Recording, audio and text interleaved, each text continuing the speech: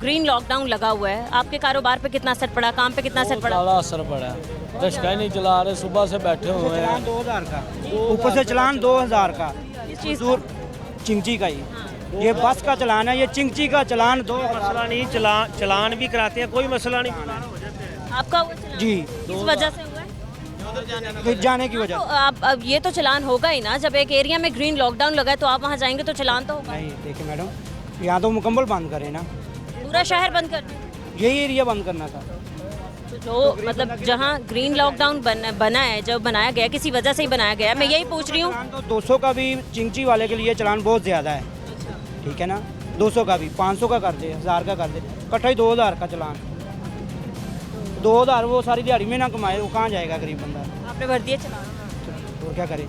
भाई मैं चलान की कोई बात नहीं, चलान तो होते रहते हैं। एक जगह बच्चे हम गलत जाते हैं, ठीक है, माल पे गलत जाते हैं, कोई मसला नहीं है। 200 का होता है, 500 का होता है, 2000 का होता है, वो तो गुजारा कर रहे हैं ना। मसला ये है कि जो रोड पे हम गाड़ी चलाते हैं, शिमला पहाड़ी वाला रोड बंद किया ना, बिल्कुल वही हमारा रोजगार है। रोजगार बनता है तो चलान भी होता है, गुजारा हो हम जाता है। भूखे मर जाएंगे इस तरह अगर रिक्शा नहीं चलेगा तो। वालदा बीमार है, वालदा हॉस्पिटल। स्मोक अगर कुछ करे ना करे, महंगाई और बेरोजगारी जरूर। ज़रूर जी, एक बात मैं कहना चाहता हूँ, मैं एक सामाजिक कारकुन हूँ। तो लॉकडाउन से लेकर अब तक ये बेरोज़गारी और ये जो मामलात हो चुके हैं, तो अब हुकूमत को चाहिए कि हमें एहतियात ज़रूर करनी चाहिए और हुकूमत का हमें साथ देना चाहिए इस मामले में। लेकिन ये इस तरह से रोज़गार किसी का बंद करना, पहले से बेरोज़गारी फैली हुई है, मज़ीद बेरोज़गारी ये ना फैलाए, ये इसका हल नहीं है कि इन लोगों का हम रोक दें।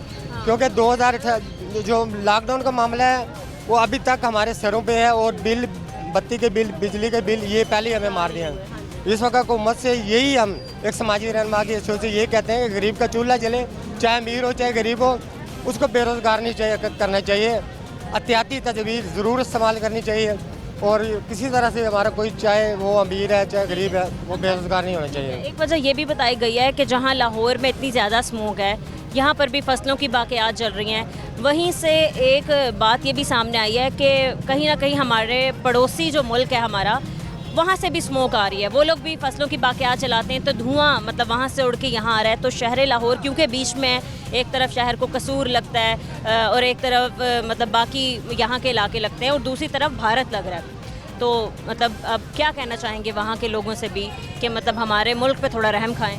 इस सिलसिले में यही बात कहूँगा कि देखें, जब कभी बारिशें होती हैं, सैलाब आता है, कोई मामला आता है, हमें इंडिया की तरफ से ज़्यादा परेशानी होती है।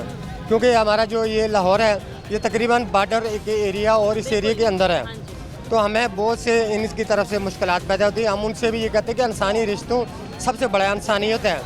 हम कोई मज़हब या किसी इस बात की बात नहीं करते, लेकिन इंसानी को दुख पहुँचाने वाली चीज़ें जो हैं, उनको हर ममालिक को ये चाहिए कि वो ना हो, उसके ऊपर वो एहतियात करें, वो दर्द इसी तरह समझे जिसका उनका है। तो इनका यही हाल है कि इंडिया की तरफ से हमें बहुत सी प्रॉब्लम है।